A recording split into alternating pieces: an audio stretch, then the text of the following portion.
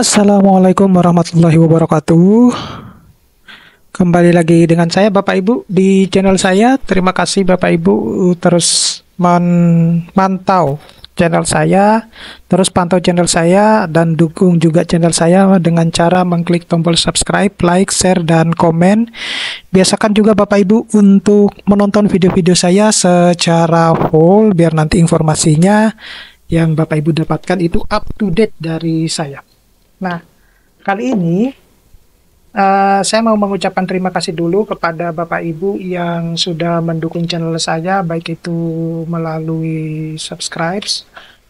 Terima kasih juga kepada Bapak Ibu yang sudah bersedia mendukung dengan melalui proses super thanks-nya. Mudah-mudahan berkah buat kita semua. Dan Bapak Ibu juga bisa mendapatkan manfaat dari apa yang sudah disampaikan. Nah, kali ini saya mau sedikit sharing berkaitan dengan salah satu informasi yang menurut saya baik, meskipun ini agak lumayan banyak ya, ada 63 halaman. Tapi saya tidak akan membawakan semuanya, artinya saya akan menyampaikan beberapa hal yang menurut saya penting, di mana ini yang akan menjadi salah satu informasi terkait dengan pengembangan karir Bapak Ibu sebagai seorang dosen. Nah, di sini video ini sudah saya buat beberapa hari yang lalu pada saat surat ini sudah saya didapatkan.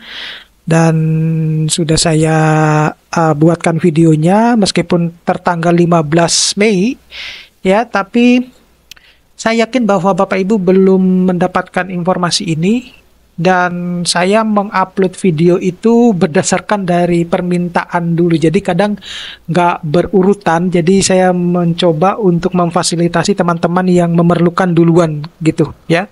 Nah, Bapak Ibu juga bisa sharing ke saya kalau ada informasi-informasi yang menarik yang untuk kita bahas ya.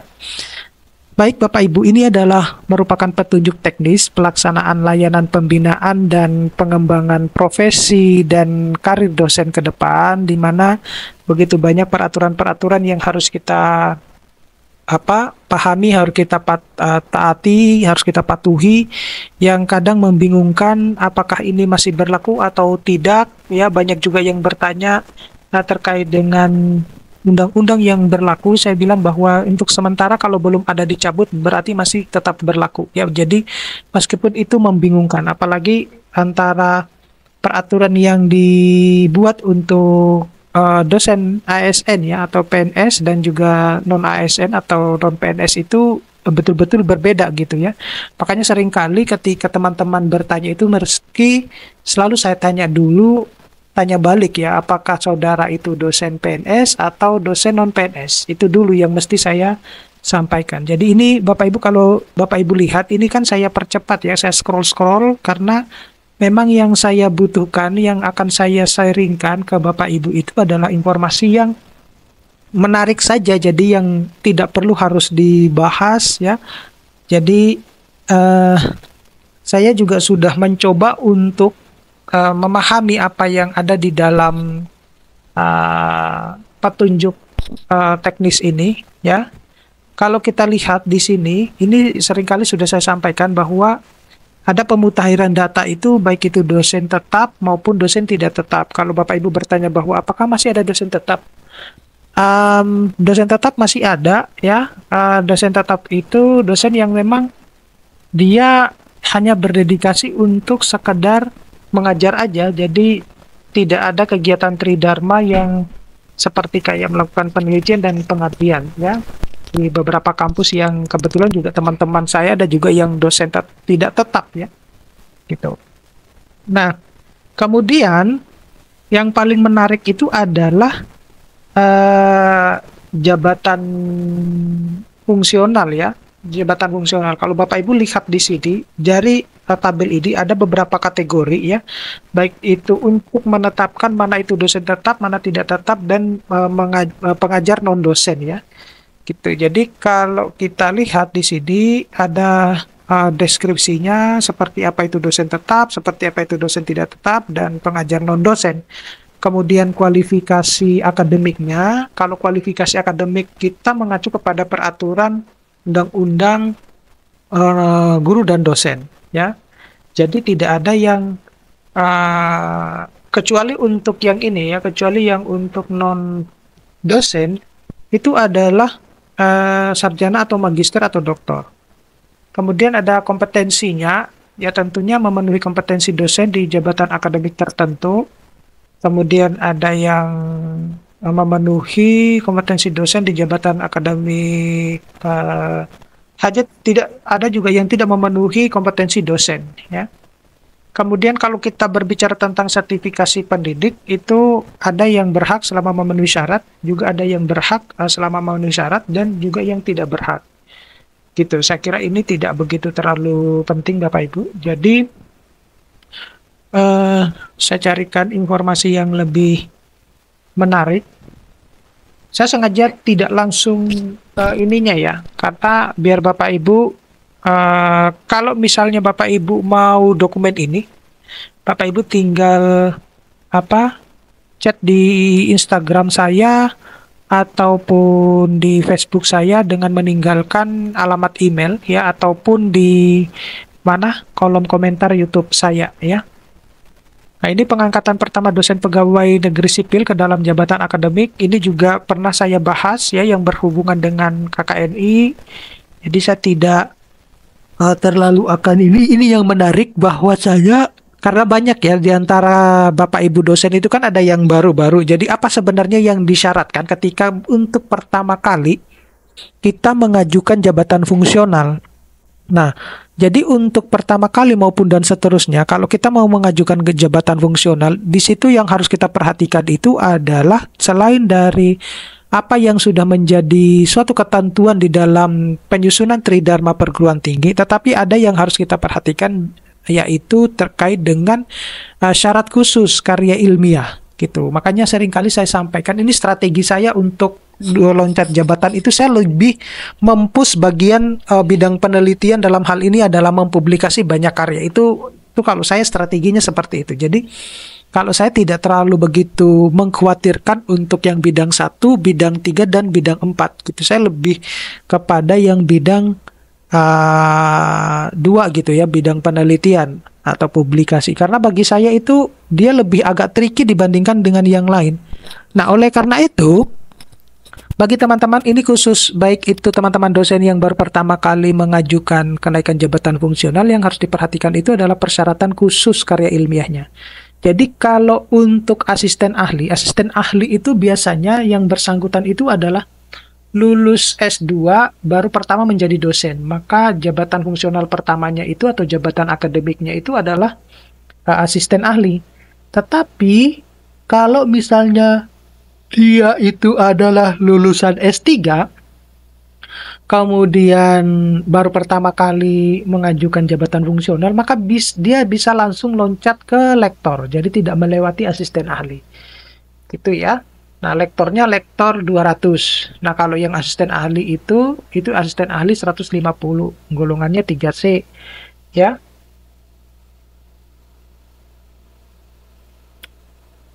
Kalau yang lektor itu golongannya yang 3C, yang 200 ya. Untuk yang kemudian yang 300-nya itu 3D ya gitu. Nah, kalau yang asisten ahli itu 3B ya. Nah, di sini apa yang disyaratkan kewajiban khususnya, jadi terutama untuk artikel ilmiah itu dihitung pada saat NIDN pertama kali keluar. Jadi kalau Bapak Ibu punya publikasi sebelum NIDN, maka itu tidak bisa diakui sebagai karya atau tidak bisa diajukan sebagai pengajuan pertama ya. Tetapi di beberapa kasus, Bapak Ibu, ini bukan case saya tapi case-nya teman-teman yang lain. Di beberapa kasus yang lain ada dosen itu ketika pertama kali mengajukan itu dia juga mensubmit atau mengajukan paper-papernya yang sudah terbit tapi sebelum diperolehnya NIDN, dan itu lolos dari reviewernya PAK gitu. Ya itu saya nggak tahu kalau karena yang asisten ahli dan lektor itu kan dilakukan di kampus ya. Paling mentok ya di LLDikti gitu ya. Nah, kalau yang harus diwajibkan di sini itu adalah yang jurnal terakreditasi nasional ya. Sinta peringkat 3, 4, 5, dan 6 itu diwajibkan. Sedangkan yang jurnal nasional peringkat 1 dan 2 itu disarankan. Jadi kalau punya ya alhamdulillah, enggak juga enggak. Gitu ya. Ataupun jurnal internasional maupun jurnal internasional bereputasi. Kalau saya dulu itu jurnal internasional malah bereputasi gitu. Jadi, dan yang perlu diketahui adalah sebagai penulis utama atau penulis pertama ya, tidak diperbolehkan untuk penulis anggota ya. Selanjutnya ketika juga untuk pengajuan berikutnya itu harus ada yang namanya beberapa paper yang sebagai penulis pertama maupun sebagai penulis koresponden gitu ya. Nah, berikutnya untuk angka kredit yang selanjutnya untuk pengajuan akademik selanjutnya itu adalah kedepannya kita itu sudah akan melakukan kenaikan pangkat itu melalui sister ya. Jadi setelah yang bersangkutan itu sudah mendapatkan jabatan fungsional yang pertama, kemudian dia tinggal menunggu waktu untuk masuk ke kuota tes sertifikasi dosen. Ya tentunya dia harus juga mengikuti berbagai macam persyaratan seperti dia harus sudah pekerti dulu, kemudian atau AA ya, A plus approach itu ya, applied approach, dan lain-lain sebagainya, persyaratan-persyaratan yang lain itu yang harus dulu dipenuhi. Jadi tidak bisa serta-merta misalnya saya sudah asisten ahli ataupun lektor kemudian langsung serdos gitu, enggak. Harus tes ini, tes itu ya gitu sampai dinyatakan benar-benar lulus gitu. Nah, kemudian ke depannya itu, karena kita sudah memiliki data-data Tridharma Perguruan Tinggi yang kita submit setiap semesternya sebagai laporan BKD ya, LKD kita itu, maka akan ditarik menjadi kenaikan pangkat setiap kali kita mau melakukan kenaikan pangkat. Nah, ini sering kali saya sampaikan bahwasanya kalau untuk yang PNS itu, kenapa saya sering kali menanyakannya apakah saudara itu dosen PNS atau tidak, karena kalau PNS itu pangkat dan golongan dulu, baru jabatan akademik ya, jabatan akademik. Jadi kalau misalnya dia jabatan akademiknya katakanlah lektor kepala ya, lektor kepala, tapi pangkat dan golongannya itu katakanlah dia masih 3D ya, berarti dia harus menyetarakan dulu menjadi 4A semacam itu. Itu kalau yang PNS. Nah, selanjutnya yang perlu Bapak Ibu ketahui, perhatikan itu ada yang namanya sanksi kewajiban khusus beban kinerja ini bagi dosen yang tidak mendapatkan atau di dalam pelaporan BKD-nya itu tidak memenuhi. Nah, itu maka Bapak Ibu harus memperhatikan ini. Jadi pernah ya beberapa hari yang lalu saya share beberapa dosen yang bahkan tidak memiliki akun sister, berarti sudah dipastikan dia selama ini tidak serdos. Ada juga yang mereka sudah serdos tapi malah kena BPK gitu. Jadi mungkin karena semestinya tidak memenuhi, tetapi mungkin asesor BKD-nya yang meloloskan gitu sehingga terkena BPK. Itu hati-hati juga Bapak Ibu, karena Bapak Ibu yang lolos menjadi asesor BKD itu kan melalui tes ya, semestinya tahu bahwa oh ini sebetulnya yang layak, ini enggak gitu ya. Semestinya harus tahu yang semacam itu. Oke, kemudian saya lanjut ke jabatan fungsional yang lektor kepala dan guru besar ya. Jadi untuk yang jabatan fungsional yang lektor kepala maupun yang guru besar ini ada dua ya. Ini maksudnya seperti apa? Ada dua itu begini maksud saya. Jadi ada yang mengajukan syarat khususnya itu berbeda. Jadi katakanlah yang bersangkutan itu lulusan S2 mau posisinya sudah lektor mau ke lektor kepala, maka syarat khusus yang diwajibkan itu dia harus memiliki jurnal internasional ataupun jurnal internasional bereputasi baik sebagai penulis pertama atau sebagai penulis koresponden gitu. Tetapi kalau yang S3 lulusan S3 dia dari lektor mau ke lektor kepala, maka yang diwajibkan itu justru yang peringkat 1 dan 2, Sinta 1 dan 2. Bahkan ke depan itu Bapak Ibu, saya sudah membuat videonya. Nanti Sinta 1 itu juga dihitung sebagai Scopus, karena memang banyak yang Sinta 1 itu sudah Scopus gitu. Jadi Bapak Ibu bisa mengklaim di situ ya. Nah, ini kalau dari AA ke lektor ya. AA ke lektor karya ilmiah, syarat khususnya itu karya ilmiah jurnal nasional terakreditasi 34 atau 56 sebagai penulis pertama. Sedangkan kalau lektor ke lektor kepala itu syarat khususnya adalah ini tadi yang saya bilang. Kalau yang magister artinya yang lulusan S2 ya, maka satu karya ilmiah jurnal internasional terindeks Scopus atau WOS sebagai penulis pertama ya. Sebagai penulis pertama. Jadi dia Scopus itu banyak Bapak Ibu ya. Scopus itu banyak. Tinggal Bapak Ibu maunya ke bagian mana ya. WOS itu juga. Jadi seperti apa kalau yang di sini? Jadi jurnal yang Bapak Ibu tuju itu harus dia terindeks Scopus dan juga terindeks Web of Science ya gitu. Jadi tidak boleh salah satunya, karena banyak jurnal yang hanya cuma Scopus aja, Web of Science-nya enggak.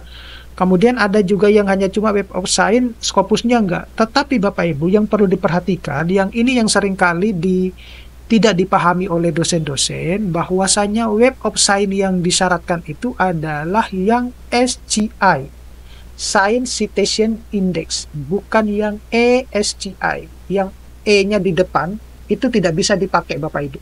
Tapi kalau yang SCI E-nya yang bagian belakang itu yang bisa dipakai. Jadi Bapak Ibu harus pahami yang namanya Web of Science ini.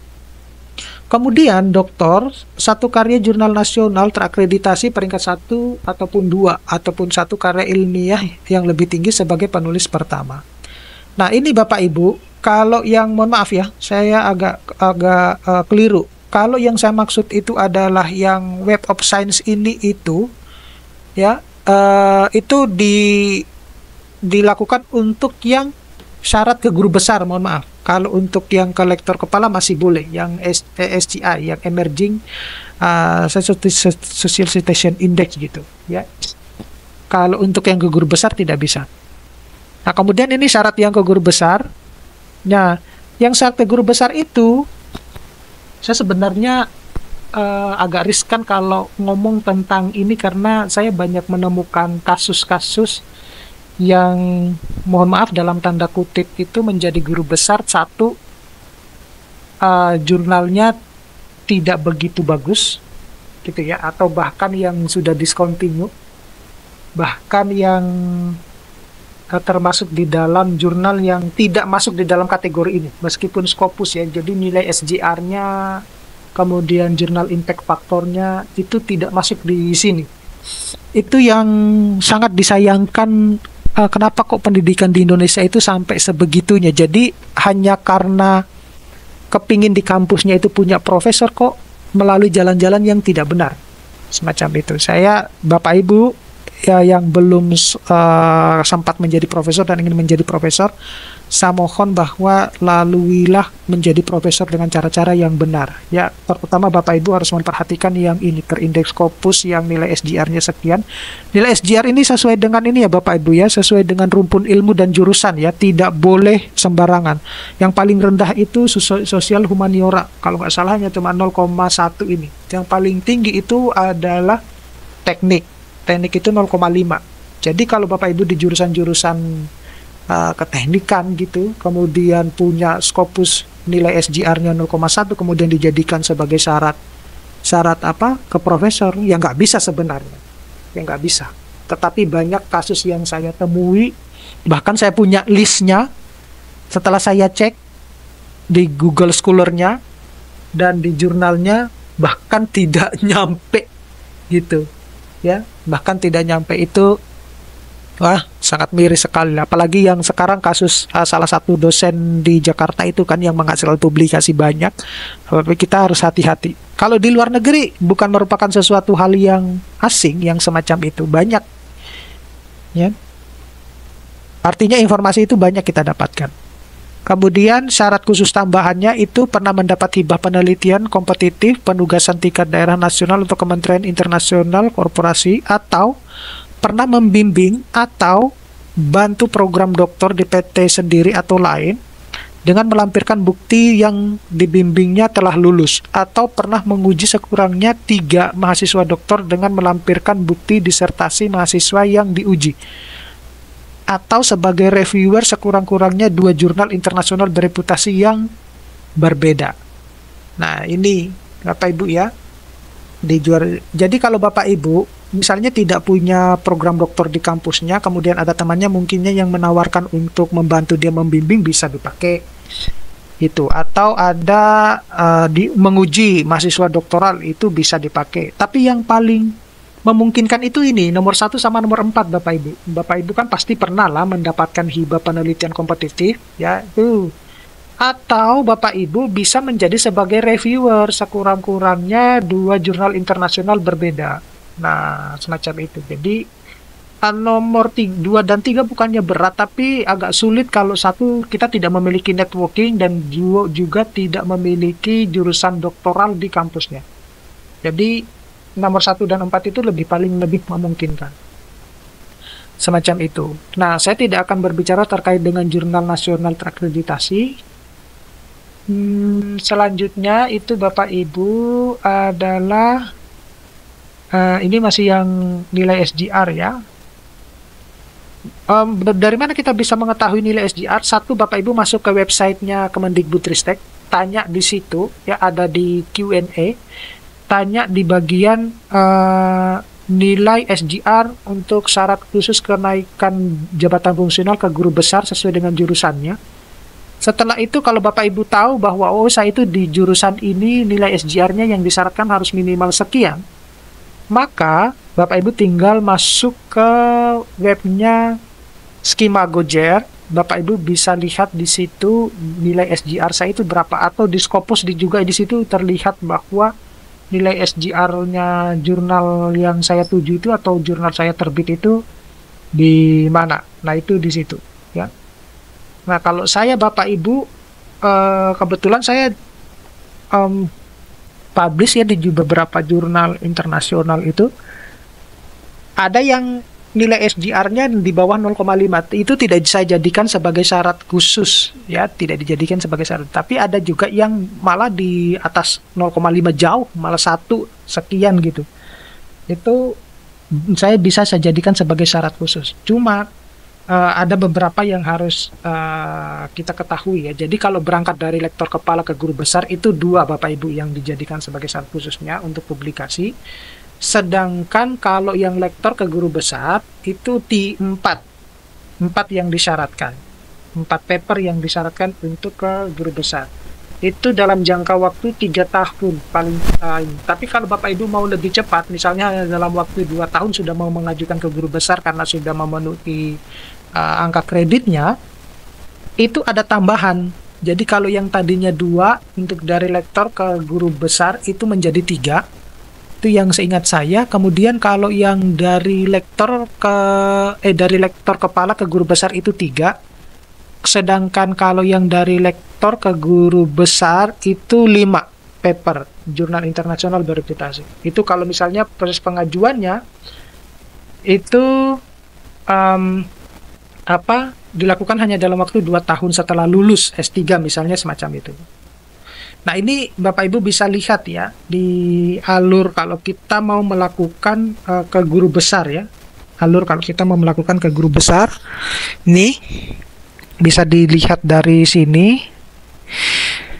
Nah, ini ada tahapan-tahapannya. Bapak Ibu untuk mempermudah bisa lihat di slide ini. Saya tidak akan menjelaskannya terlalu panjang karena ini sudah ada di situ. Bapak Ibu tinggal membacanya. Kemudian coba kita lihat yang dari asisten ahli ke lektor. Ini asisten ahli ke lektor itu ya cukup sampai PTN saja. Ya, cukup sampai PTN. Gitu. Ini lebih mempermudah ya. Kemudian kalau ini yang PTS atau PTKL. Ya, jadi kalau PTS dan PTKL itu sampainya ke LL Dikti. Ya. Sampainya ke LL Dikti. Kemudian dari ini sama penjelasannya ya. Kemudian ini ada pembayaran asesor ya. Asesor berhak mendapatkan pembayaran honor sesuai dengan kinerja yang telah dihasilkan. Nah, ini asesor yang memang sudah diplotting oleh masing-masing kampusnya. Nah, ini kalau pelaksanaan kenaikan jabatan lektor kepala dan guru besar untuk dosen. Nah, ini periodenya, periode persiapan periodenya. Ini untuk pengajuan Bapak Ibu, ini untuk yang pengajuan ini ya, pengajuan berikutnya ya. Yang mau ke guru besar. Ini perhatikan bulan Mei sudah dibuka ya di sister itu Bapak Ibu, perhatikan yang di sister masing-masing. Juni itu pembukaan periode dan pengajuan usulan kenaikan jabatan ke kementerian. Ya Bapak Ibu perhatikan ini Juni 2024. Penilaiannya akan dilakukan di Juli sampai dengan Agustus 2024. Ya ini khusus untuk yang ke lektor kepala ke guru besar. Kemudian masuk ke periode 2. Persiapan periode 2 ini di Agustus. Kemudian periode 3 itu September, dan penilaian akhir itu adalah Oktober. Gitu ya, kira-kira berapa bulan ini? 5 bulanan lah Bapak Ibu. Bisa mendapatkan kalau sesuai semua persyaratannya bisa menjadi seorang guru besar. Nah, ini angka kredit dasarnya kalau Bapak Ibu lihat di sini untuk yang ST ahli itu hanya cuma 150, lektor 200, kemudian lektor kepala 400, guru besar 850. Ya ini nilai angka kredit dasarnya. Tetapi di atas ini masih ada. Ya. Kemudian nah ini proses kenaikan pangkat dan kenaikan jabatan. Ada yang kenaikan pangkat dan jabatan yang sama dari asisten ahli ke lektor. Ya Bapak Ibu bisa lihat di sini. Kemudian lektor kepala ke guru besar. Jadi di video saya sebelumnya itu kan saya pernah menyampaikan ya Bapak Ibu. Ini berdasarkan dari saya mendapatkan informasi itu dari hasil sosialisasi ya. Kalau nanti sekarang ini sedang disusun instrumen loncat jabatan ke guru besar. Dari lektor ke guru besar, lektor kepala ke guru besar, itu ada 3 mekanisme yang ditawarkan di dalam instrumen tersebut. Jadi instrumen itu tinggal menunggu disahkan, kemudian baru disampaikan, disosialisasikan. Jadi yang disampaikan itu adalah ada melalui jalur promosi, itu khusus bagi dosen-dosen yang produktif, dosen-dosen muda. Kemudian ada yang melalui jalur dedikasi, itu bagi dosen-dosen yang senior. Dan khusus yang paling menarik itu adalah dosen-dosen teman-teman kita yang di daerah 3T ya. Itu profesornya juga diatur sedemikian rupa untuk menjadi profesor biar mereka lebih cepat menjadi profesornya. Oke Bapak Ibu, itu ya informasi terkait dengan kenaikan pangkat ini. Mudah-mudahan ini bisa bermanfaat. Nanti kita ketemu pada video-video berikutnya. Saya akhiri, terima kasih. Assalamualaikum warahmatullahi wabarakatuh.